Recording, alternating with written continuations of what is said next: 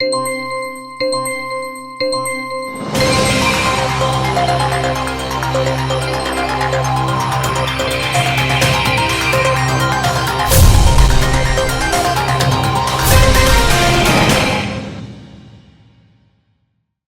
दर्शकों, बात आज की चैनल में आपका स्वागत है। मैं हूं निपुण भार्गव और पेश है आज की सच्ची बात पक्की बात।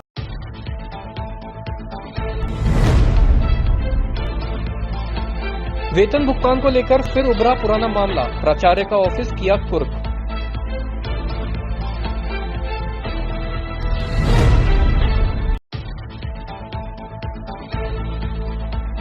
नसीराबाद के किसानों ने अपने रोष का किया प्रदर्शन, जिला कलेक्टर को दिया गया ज्ञापन।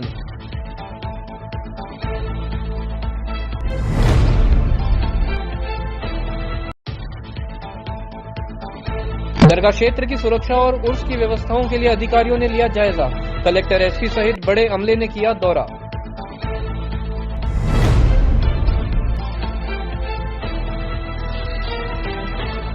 मॉर्निंग वॉक पर निकले डॉक्टर की दर्दनाक मौत, क्रॉसिंग पार करते हुए ट्रेन से कटने पर हुई मौत।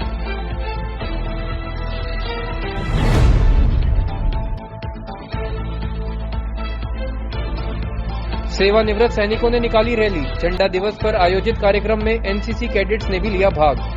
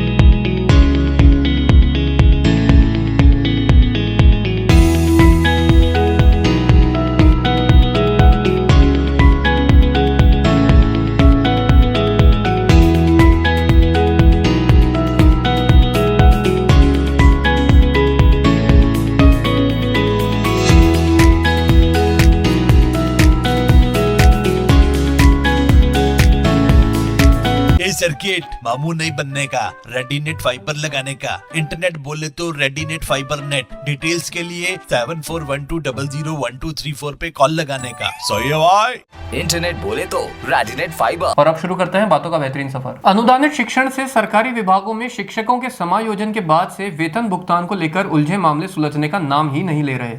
सरस्वती स्कूल के बाद आज कोर्ट के आदेश पर राजकीय कन्या महाविद्यालय की प्राचार्य के कक्ष को कुर्क कर दिया गया। कुर्की की यह कार्रवाई उस वक्त हुई जब महाविद्यालय में सामान्य कामकाज किया जा रहा था। कॉलेज की एक्टिंग प्रिंसिपल मंजूश्री गुप्ता सहित अन्य व्याख्याताएं भी कॉलेज परिसर में मौजूद थी। पूरे लाव लश्कर के साथ आए अदालत के नाजिर की उपस्थिति में कुर्की की कार्रवाई को अंजाम दिया गया। जानकारी के मुताबिक समायोजन के दौरान व्याख्याता के वेतन को लेकर अनुदानित शिक्षण संस्थानों में विवाद बन गया था। इसी के तहत यहां भी कुछ व्याख्याता के वेतन आदि अन्य परिलाभ का भुगतान नहीं किया गया। नतीजा 2012 में ही मामला अदालत में विचाराधीन हो गया। सुनवाई के दौरान भी पूर्व संस्थाओं द्वारा वेतन भुगतान और विसंगतियों को दूर नहीं किया गया। नतीजा लगभग 12 साल बाद कोर्ट की फिर एक बड़ी कार्रवाई पटल पर आ गई और राजकीय कन्या महाविद्यालय की प्राचार्य के कक्ष को कुर्क कर दिया गया। अदालत की गणवेश में आए नुमाइंदों ने सील चपड़ी कर कार्यालय को सील करते हुए कुर्की कार्रवाई को अंजाम दिया। जून 2011 में रिटायर्ड हुई, जबकि डायरेक्टर कॉलेज एजुकेशन से मुझे जो पत्र मिला उसमें लिखा है 30/12/10 ऐसा लिखा हुआ रिटायरमेंट सेवानिवृत्ति। वो डेट मेरी गलत है। और जो कुछ मेरा कॉलेज के द्वारा ड्यू किया गया था 35 लाख और कुछ था, उसमें से उन्होंने मुझे दिया लेकिन वो इतना पार्टली दिया कि मेरी न तो उससे ठीक से इंटरेस्ट डेवलप बना, न मेरी कोई पेंशन बनी। लेकिन अभी भी मेरे पास 1 लाख का अभी पेमेंट अभी पिछले महीने हुआ है, 2009 की बात है, 9 या 10 में। उसके बाद मुझे अभी भी बाकी है, PL एनकैशमेंट का बाकी है, और 14 साल के बाद जो पैसा मिला टुकड़ों में, मैं इंटरेस्ट के मुझे क्लेम करना है। कोर्ट की कार्रवाई कुर्की की ना, कार्रवाई कुर्की हो रही, हाँ, सावित्री कन्या महाविद्यालय में करी। कितना टोटल पेमेंट मेरे को, क्योंकि कैलकुलेशन गलत है इसमें रिटायरमेंट के हिसाब से, इसलिए मैं पूरा सही नहीं बता सकती। नहीं किए थे हमने, इसमें कैलकुलेशन ही गलत है, तो मैं कैसे नोट करके बता दूँ कि सही है वो? नहीं, मैंने कोई नोटिस नहीं दिया। मैंने यहाँ पे थी 77 से लेकर के 2011 तक। इसके पहले 14 साल, 14 नहीं 15 हो जाएगा। जयपुर रहती हूँ, सावित्री कन्या महाविद्यालय हॉस्टल में रहती थी, वहाँ के इंचार्ज थी। कार्यवाहक प्राचार्य हूँ और ये केस चल रहा है 2012 में, जब हमारा अधिग्रहण हुआ था तो बहुत सारे जो यहाँ के एम्प्लॉय थे उनका पेमेंट नहीं हुआ था, तो कई एक कोर्ट केसेस चल रहे हैं। मैडम का भी उसमें से एक है। तो मैडम का जो हमारे यहाँ कैलकुलेशन हुई है उसमें लगभग 34-35 लाख है, उसमें से 28-29 लाख का भुगतान किया जा चुका है, और 4 लाख का जो बचा है वो PL का 134 दिनों के PL का भुगतान है, जिसमें ये कमिश्नरेट इसलिए नहीं कर रहा है क्योंकि वो कह रहे हैं कि जो उनकी सर्विस बुक है उसमें वो जो है वेरीफाइड नहीं है, और सरकारी नियमों के तहत हम बिना वेरीफाई किए हुए PL का भुगतान नहीं कर सकते हैं। और हमारे पास अब अथॉरिटी नहीं है, क्योंकि अब जो मैं यहाँ पर हूँ, मुझे क्योंकि मेरे समय में ये काम नहीं कर रही थी, तो मेरे को कोई अधिकार नहीं है कि मैं PL को वेरीफाई करूं। तो ये हमारा कॉन्स्टेंट आ रहा है, जिसके कारण हम के PL का भुगतान नहीं कर पा रहे हैं, और कोर्ट कह रही है कि भुगतान करें। तो ये हमारे पास ये आज जो कुर्की कार्रवाई हो रही है, उसके बाद आपकी क्या कानूनी कार्रवाई होगी? इसके लिए हम अपील करेंगे, क्योंकि हम अनवेरीफाइड PL को हम नहीं दे सकते हैं। कोर्ट के आदेश से मैडम सुमित्रा गुप्ता है जी, और हम उनके वकील भी हैं, नहीं नाजिर नहीं है। मैं कोर्ट के बारे में नहीं जानती हूँ, तो आप इनसे ही बात कर लें। मैं प्रोफेसर मंजूश्री गुप्ता हूँ, acting principal. Government girls college हो चुका है, ये पहले सावित्री कन्या महाविद्यालय था जिसमें मैडम वर्क कर रही थी। 2012 में अधिग्रहण हुआ तो बिल्डिंग ले ली गई है, लेकिन एम्प्लॉइज के जो पेमेंट बाकी थे इन लोगों ने उसके लिए लीगल केस। आज नसीराबाद के किसान कलेक्ट्रेट के बाहर एकत्रित हुए और जमकर नारेबाजी करते हुए जिला कलेक्टर को ज्ञापन सौंपा। उन्होंने यह ज्ञापन MSP योजना के तहत मूंग की खरीद को लेकर सौंपा है। इस हेतु किसानों ने केंद्रीय मंत्री भागीरथ चौधरी से भी बात करी, जिसके बाद उन्होंने उनको आश्वासन दिया कि जल्द ही वेयर हाउस द्वारा उनकी मूंग खरीद ली जाएगी। किसानों की मांग है कि उन्हें उनकी फसल के लिए न्यूनतम समर्थन मूल्य दिया जाए। उन्होंने सरकार से अनुरोध किया है कि वे उनकी समस्या का समाधान करें और उन्हें उनका हक दिलाएं, अन्यथा प्रधानमंत्री के राजस्थान आगमन पर वे उनको भी ज्ञापन सौंपेंगे। जी देखिए, आज अजमेर जिले के नसीराबाद विधानसभा के किसानों का इस वर्ष खरीफ फसल में जो मूंग है उनको नसीराबाद मार्केटिंग कोऑपरेटिव कमेटी में उनका मूंग तुलता है, लेकिन इस साल भारत सरकार ने मूंग का समर्थन मूल्य किया है 8,483 रुपया, और अभी मार्केट में मूंग बिक रहा है लगभग 6,200 से 6,000 लगभग 1 प्रति क्विंटल पर 3-2.5 हज़ार का घाटा हो रहा है। तो और न्यूनतम समर्थन मूल्य खरीदो। तो आज हम सब किसान आए हैं कि और मार्केटिंग समिति ने नसीराबाद के किसानों का 92 किसानों का 2,400 कट्टे खरीदे, लेकिन ये वेयर हाउस वालों की दादागिरी है। कोऑपरेटिव खरीदने के लिए तैयार है, वेयर हाउस दादागिरी, और वेयर हाउस वाले जो हमारे जो इस बार मूंगों की सरकारी खरीद है नेफेड, उन्होंने जो एक पैरामीटर बनाया है वो हमारे किसानों के अनुरूप है। उसमें समय है आपके पास तो पूरा बताऊं, 8 पॉइंट बनाए, उसमें पैरामीटर 8 पॉइंट के उस आधार खरीदें तो वो पैरामीटर हमारे किसानों पर नंबर 1 पैरामीटर 8 बनाए। नंबर 1 इसमें मूंगों में 1% कंकर और पत्थर होने चाहिए। बोलो है कि कंकर पत्थर, तो भी उसमें 2% विजातीय तत्व यानी मूंग में उड़द हो तो भी खरीद होती है, 3% उसमें अन्य खरीदें होती होती है, और 10% उसमें दाल हो तो भी खरीद सकते हैं, 4% विल्डेड यानी उसमें जो गुण है वो भी खरीद सकते हैं। तो हमारे पक्ष में तो आज हम चेतावनी देने आए हैं कि वेयर हाउस वालों की दादागिरी बंद हो। मैं बालूराम बीचर, किसान महापंचायत संयुक्त अजमेर और केगड़ी और ब्यावरी तीनों का जिलाध्यक्ष। राम राम साहब। कल भी ये निर्णय हुआ, रात में निर्णय हुआ। 9 तारीख को प्रधानमंत्री जी आ रहे हैं जयपुर रिसर्जेंट राजस्थान के लिए। 17 तारीख को उनका कार्यक्रम है, वार्षिक पूरा होने पर, 1 वर्ष पूरा होने पर वर्षगांठ के उपलक्ष्य में एक वो खुशी का उत्साह मना रहे हैं। जश्न मना रहे हैं, उस जश्न के लिए हम चाहेंगे उसके पहले यदि पूरी नहीं हुई तो हम 9 तारीख को और 17 तारीख को प्रधानमंत्री तक पहुंचेंगे और कहेंगे किसानों के साथ अन्याय मत करो, एमएसपी की खरीद की गारंटी का कानून बना दो। आज देश का किसान व्यथित है, देश का किसान दुखी है और अब तो भारत सरकार के उपराष्ट्रपति भी अपनी व्यथा व्यक्त कर चुके हैं भाई, और इससे ज़्यादा क्या चाहिए। और हमारे खुद प्रधानमंत्री जी ने जब ये मुख्यमंत्री थे गुजरात के, इन्होंने भी मांग की थी कि एमएसपी का कानून बनाया जाए, तो उसका हमने ये तय किया है कि जो इनकी हमारी मांग है एमएसपी पे कानून बने, उसके लिए हम लगातार लड़ाई चल रही है। और यही अजमेर से शुरू हुई पहली प्रेस कॉन्फ्रेंस 2010 में, वो अब तक चल रही है।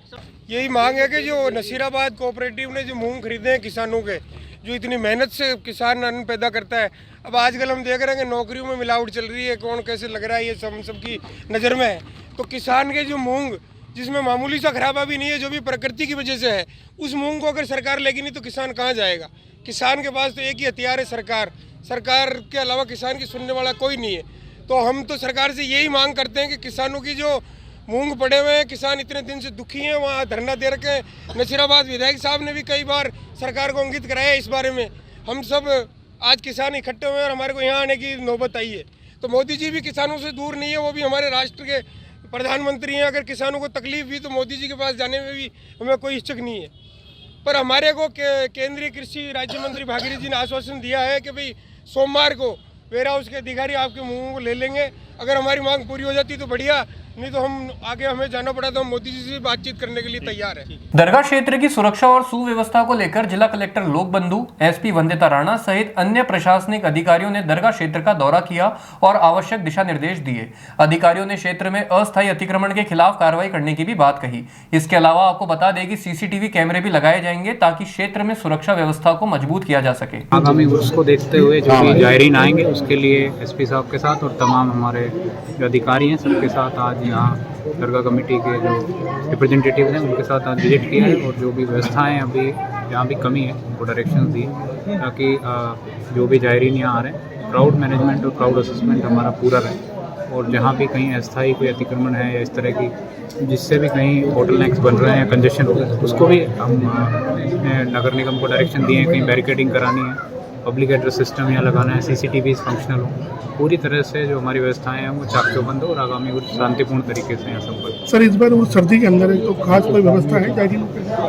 देखिए निश्चित तौर पर जो दरगाह कमेटी है वो प्राइड विश्राम स्थली पर जो व्यवस्थाएं करती है और मौसम को देखते हुए व्यवस्थाएं उसी अनुरूप की जाएंगी। आज काफ़ी पॉइंट्स सामने आए, पूर्व में भी जो हमारे अधिकारियों ने जो फीडबैक दिया था, जो मीटिंग्स में जो पॉइंट्स आए थे उसके बेसिस पर निर्णय लिया जाए। क्राउड मैनेजमेंट को देखते हुए हम जो भी है निर्णय पूरी टीम बैठकर निर्णय लेंगे। वहीं एसपी वंदिता राणा ने लोगों से अपील की है कि अगर उन्हें कोई संदिग्ध व्यक्ति दिखाई दे तो वे तुरंत इसकी सूचना पुलिस को दें। इस निरीक्षण के दौरान अधिकारियों ने दरगाह क्षेत्र की स्वच्छता और सुव्यवस्था पर भी जोर दिया। उन्होंने लोगों से अपील की कि वे क्षेत्र की स्वच्छता बनाए रखने में मदद करें। जो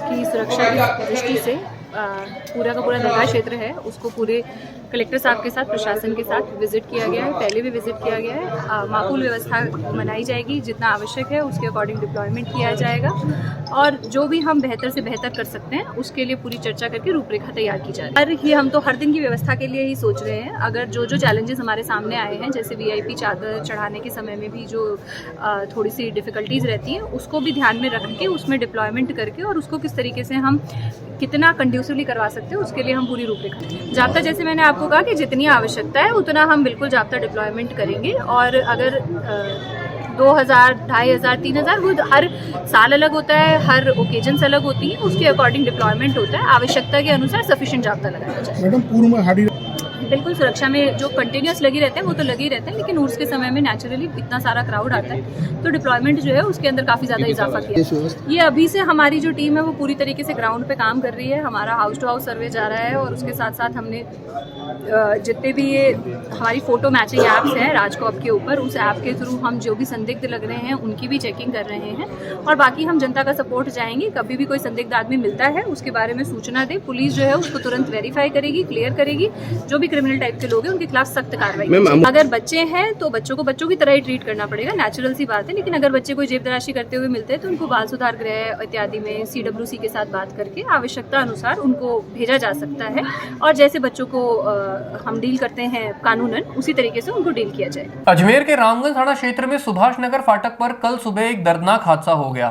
सुबह शहर सपाटे के लिए निकले चिकित्सक शंकर लाल चौधरी की ट्रेन की चपेट में आने से दर्दनाक मौत हो गई। मामले की इत्तला मिलते ही मौके पर बड़ी संख्या में लोगों की भीड़ जमा हो गई। शिनाख्ती के आधार पर चिकित्सक के घर पर मामले की सूचना पहुंची तो बड़ी संख्या में उनके परिजन मौके पर एकत्र हो गए। मौके पर पहुंची रामगंज थाना पुलिस ने शव को अपने कब्जे में लेकर मोर्चरी भिजवाया और पोस्टमार्टम की कार्रवाई के बाद परिजनों को सौंप दिया। पुलिस ने मामला दर्ज कर अग्रिम अनुसंधान शुरू कर दिया है। डॉक्टर शंकरलाल जी चौधरी शाम सुबह दोनों टाइम घूमने जाते थे, तो मतलब ट्रेन का ध्यान रहा नहीं, इस चक्कर के अंदर ये एक्सीडेंट हो गया उनका। कब हुआ था ये? सुबह 6 साढ़े 6 के आसपास। हमेशा शाम सुबह दोनों टाइम घूमने पधारते हैं वो, मॉर्निंग वॉक पे शाम सुबह दोनों टाइम जाते हैं। तो सुबह ये सडनली एकदम ही ये घटना हो गई साहब। कहाँ पर हुई घटना? घटना कहाँ की है? सुभाष नगर फाटक के ऊपर।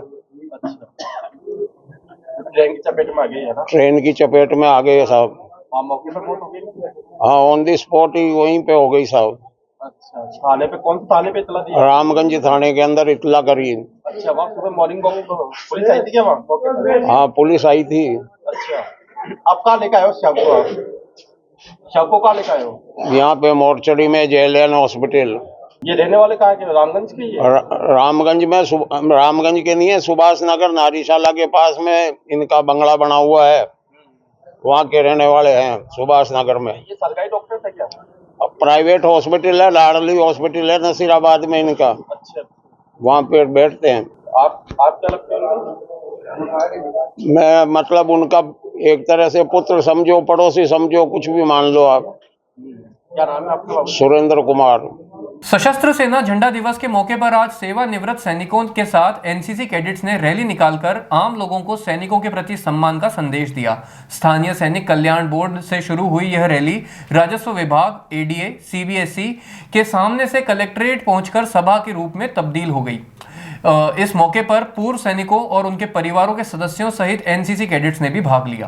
आज सशस्त्र सेना झंडा दिवस, आर्म्ड फोर्सेस फ्लैग डे है, और उसके उपलक्ष्य में हम लोग पूर्व सैनिक, उनके परिवार, उनके बिहाफ पे हम लोग यहाँ पे ये जनसाधारण को सूचित करने के लिए और आम जन तक ये मैसेज पहुँचे, ये पहुँचाने के लिए हम लोगों ने ये मार्च निकाला है, जो जिला सैनिक कल्याण कार्यालय से लेकर के कलेक्ट्रेट होते हुए वापस जाए।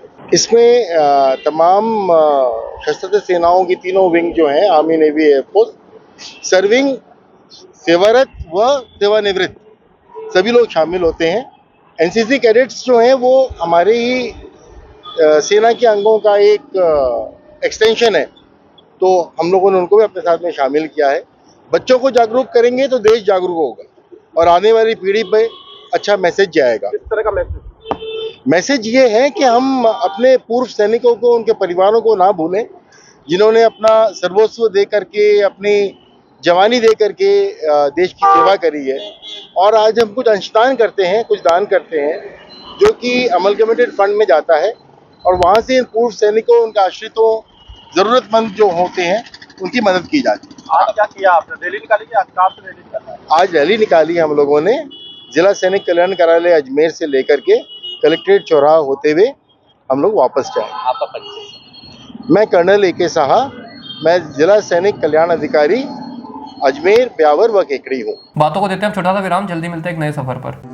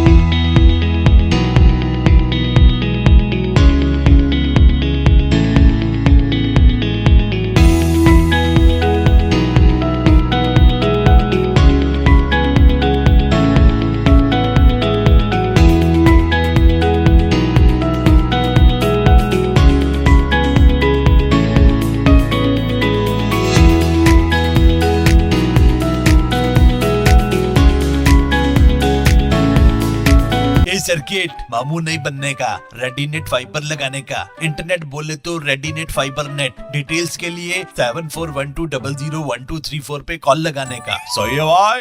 इंटरनेट बोले तो रेडिनेट फाइबर। एक बार फिर आपका स्वागत है। ये चलता है एक नए सफर पर। अजमेर जिला कलेक्ट्रेट परिसर के पास आज सुबह संदिग्ध परिस्थितियों में एक युवक का शव मिला, जिससे क्षेत्र में सनसनी फैल गई। सिविल लाइंस थाना एएसआई चांद सिंह ने बताया कि उनको कंट्रोल रूम से सूचना प्राप्त हुई थी, जिसके बाद उन्होंने मौके पर पहुंचकर शव को मोर्चरी में रखवा दिया। आपको बता दें कि स्थानीय लोगों ने मृतक का नाम जावेद बताया है, जो काफी दिनों से लावारिस घूम रहा था। फिलहाल पुलिस अग्रिम अनुसंधान में जुटी है। आज सुबह 9 बजे करीब कंट्रोल रूम से इतला मिली कि कलेक्ट्रेट के सामने ठेके के पास कोई लावारिस डेड बॉडी पड़ी है। जहां कंट्रोल रूम की इतला पर मौके पर पहुंचा, मैं जाब्ते के आकर के उसकी तलाशी ली। कोई डॉक्यूमेंट्स नहीं मिले। आसपास के लोगों ने बताया कि ये काफी दिनों से यहाँ लावारिस हालत में रहता है, जिसका नाम जावेद है। इसके परिजनों की अभी तलाश की जाएगी। अभी डेड बॉडी मोर्चरी में रखती है। आगे जैसी सूरत होगी कार्रवाई अमल में लाई जाएगी। मृतक लावारिस जिंदगी जी रहा था। क्या लगता है कोई सर्दी कारण की डेथ? ये तो पता नहीं है, हो सकता है कोई पुरानी बीमारी हो भी। ये जांच की जाएगी। प्रथम दृष्टया कुछ अभी मौत का नहीं, प्रथम दृष्टया मौत का कारण कोई सामने नहीं आया। बाद पोस्टमार्टम पता चलेगा किस कारण से मृत्यु हुई। मेरे को क्या मालूम बाबूजी, मैं तो आया सुबह आया, मैं तो सिटी मिस्त्री के वहीं सोता बैठता हूँ, इसलिए ये ठंड से मर गया था। एक नौरत चाचा एक लेडीज गई थी इसके पास, इसको जगाया था तो उठा नहीं था। मैं सुबह वहाँ जाता हूँ ठेके पे पीने के लिए, मैं गया था तो वो देखा था, उन्होंने बोला कि ये मर गया। तो फिर वो टिकड़ी आया था तो उसने बोला कि ये मर गया, उसको फोन करके बुला के लेके आया घर से। फिर उसका नाम जावेद नाम है। ये खानपुरा का बता रहे, खानपुरा का। क्या नाम है आपका? मेरा नाम रामदेव है। तो ये क्या करता है वहाँ? तो वहाँ लावारिस होता है वहाँ पे ही। इसको 8-10 साल हो गए बताओ वहाँ से होते हुए। कौन सी जगह की घटना है? ये आपने ये थाना क्या बोल रहे, सिटी को कलेक्टर के सामने वो ठेके के पास में सो रहा था। वहाँ पे सोता है। उपखंड अधिकारी गौरव कुमार मित्तल ने सरकारी स्कूल, आंगनबाड़ी केंद्र, अन्नपूर्णा रसोई समेत विभिन्न सरकारी कार्यालयों का निरीक्षण कर प्रभारियों को आवश्यक दिशा निर्देश दिए। एसडीओ मित्तल ने पहले नजदीकी रावतों की ढाणी स्थित राजकीय उच्च प्राथमिक विद्यालय व आंगनबाड़ी केंद्र का निरीक्षण किया। इस दौरान उन्होंने स्कूली बच्चों से शिक्षा की गुणवत्ता जांची तथा संतोष जताया। आंगनबाड़ी केंद्र पर 11 में से 4 बच्चे ही उपस्थित मिले, जिस पर उन्होंने गहरी नाराजगी प्रकट करते हुए स्पष्टीकरण मांगा। साथ ही नियमित रूप से केंद्र पर बच्चों की 100% उपस्थिति के लिए प्रयास करने के निर्देश दिए। इसके अलावा एसडीओ ने ग्राम पंचायत नांद में घुमंतु आवास योजना के तहत आयोजित कैंप व प्राथमिक स्वास्थ्य केंद्र का अवलोकन किया। कैंप में उन्होंने अधिक से अधिक लाभार्थियों को लाभान्वित करने के दिशा निर्देश दिए। अंत में उन्होंने गनायड़ा में अन्नपूर्णा रसोई का निरीक्षण किया, जिस दौरान रसोई में लगा कंप्यूटर सिस्टम बंद पड़ा मिला। एसडीओ ने कंप्यूटर को दुरुस्त कराने अथवा बदलने के लिए पाबंद किया। हाल ही में 24 नवंबर को ईदगाह क्षेत्र में हुई पर्स स्नैचिंग की वारदात में कृष्णगंज थाना पुलिस ने 2 बदमाशों को गिरफ्तार किया है। थाना अधिकारी अरविंद चारण ने बताया कि बदमाशों के नाम सद्दाम और इजार हैं, जिनके खिलाफ पहले से ही मारपीट और एनडीपीएस के मुकदमे दर्ज हैं। दोनों ही बदमाशों ने अपने नशे के शौक को पूरा करने के लिए ही इस वारदात को अंजाम दिया था। पुलिस ने बदमाशों से चोरी किया हुआ पर्स और मोबाइल भी बरामद कर लिया है और पूछताछ में जुटी है। 24/11/2024 को परिवादी रिचा ने थाना पे उपस्थित होकर रिपोर्ट दर्ज कराई थी कि रात को वो ईदगाह रोड पे वापस आ रही थी अपने परिवार के साथ। तो स्कूटी पे 2 लड़के आए और उसका मोबाइल और पर्स छीन के भाग गए। चूँकि गंभीर प्रकृति का अपराध था, शहर में वारदातें बढ़ रही थी, इसलिए मेरे थाना आजा की टीम ने इसके पीछे कामकाज किया, जिसपे 2 मुलजिम सद्दाम उर्फ अकरम उर्फ टिल्ली पुत्र साबुद्दीन ईदगाह कॉलोनी कृष्णगंज और इजार उर्फ मुन्ना पुत्र शेख इम्तियाज उम्र 25 साल ईदगाह कॉलोनी, इन दोनों मुलजिमों को गिरफ्तार किया, जिनसे मोबाइल और पर्स बरामद किया गया।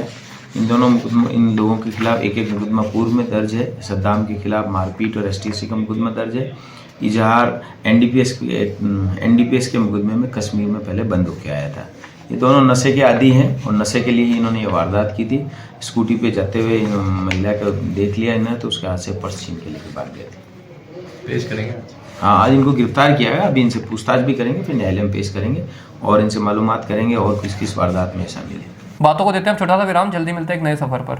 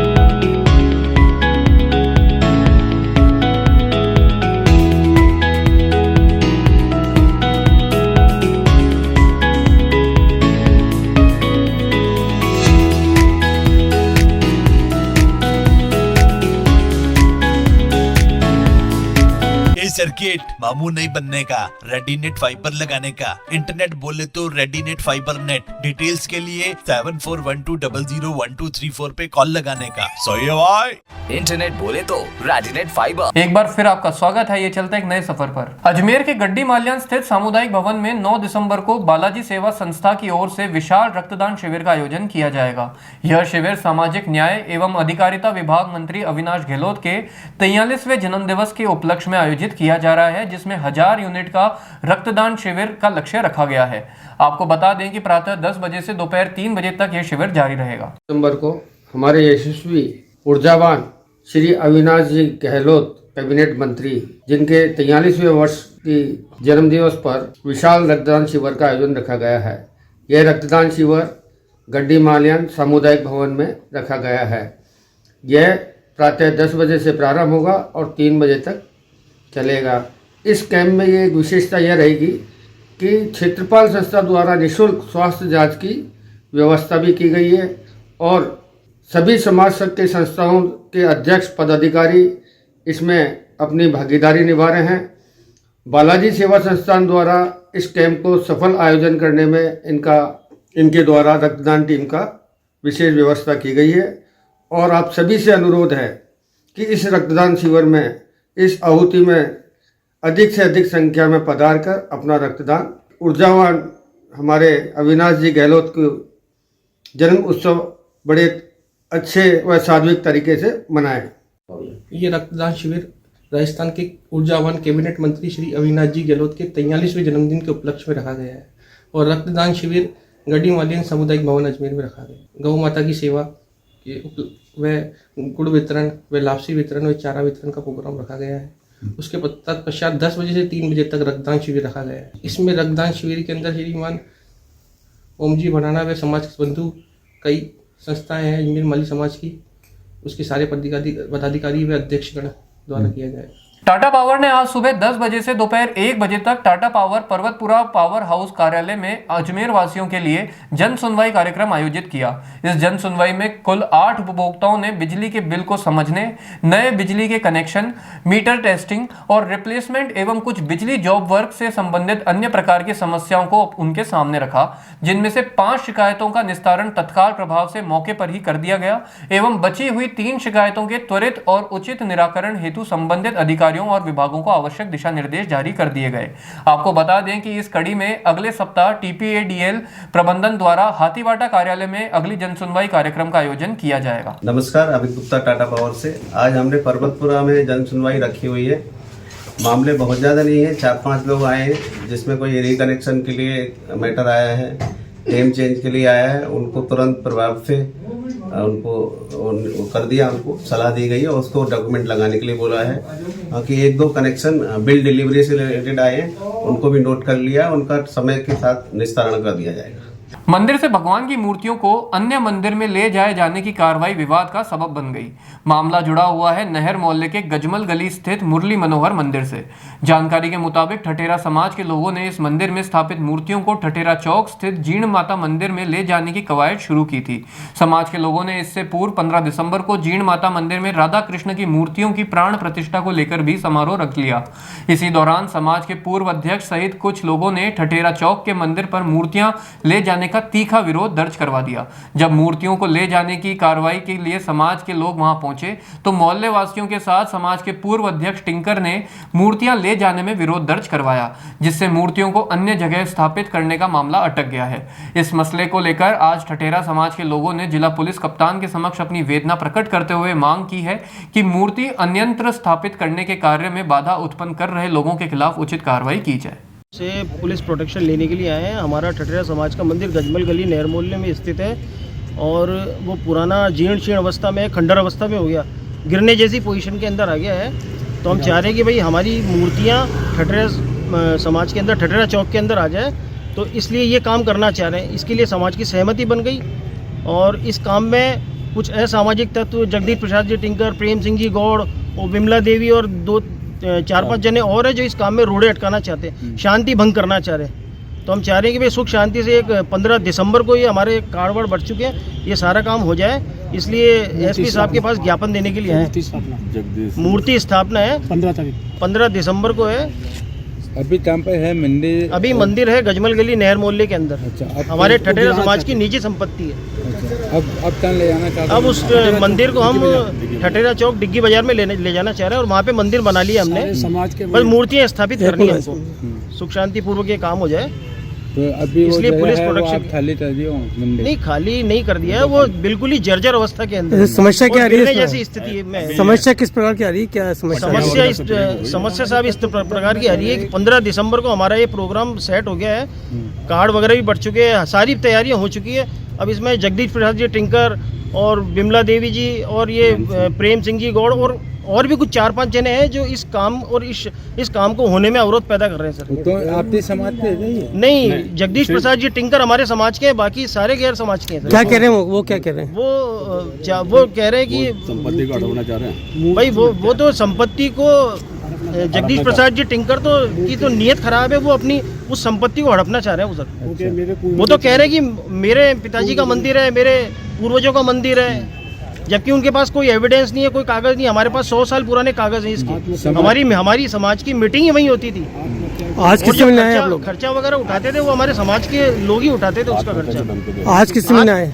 आज एसपी साहब से गुहार लगाने के लिए आए हैं, ज्ञापन देने के लिए आए हैं कि भाई हमें 15 दिसंबर को जो हमारा सुख शांतिपूर्वक कार्यक्रम हो जाए उसके लिए हमें प्रोटेक्शन दीजिए। आपका नाम बताओ। ताकि किसी तरह का माहौल नहीं बिगड़े। आज के लिए बस इतना ही। कल फिर होगी आपसे मुलाकात, तब तक के लिए आज्ञा दीजिए। नमस्कार।